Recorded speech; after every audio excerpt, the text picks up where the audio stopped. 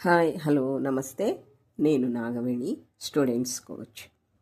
Students, మీకు నిజంగా సరిగా చదవడం రావడం లేదా? భయంతో ఉన్నారా? మీకు టీచర్లు సరిగా చెప్పట్లేదు, ఇంట్లో గైడెన్స్ లేదు, ఫ్రెండ్స్తో అయితే కంపారిజన్. నిజంగా మీరు ఎందుకు అలా మౌనంగా ఉన్నారో ఎవరికి అంతుపట్టడం లేదా? దీనికి కేవలం గైడెన్స్ సరిగా లేకపోవడమే.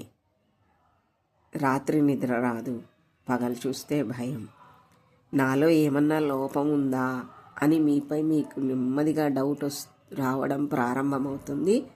మెల్లిగా మీ పర్ఫార్మెన్స్ తగ్గిపోతుంది.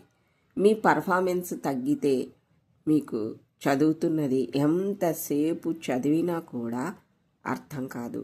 ఇంట్లో అందరూ అంతంతసేపు ఏం చదువుతుంటావు, చాలే చదివింది అంటారు. కానీ నిజంగా మీకు గందరగోళంగా ఉంటుంది. ఇవన్నీ దాటేయాలంటే మీరు మార్చాల్సింది మీ చదువుకునే విధానం.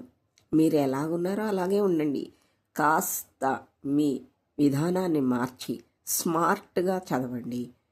రిజల్ట్స్ అవే వస్తాయి. విధానం మారితే ఫోకస్ మారుతుంది.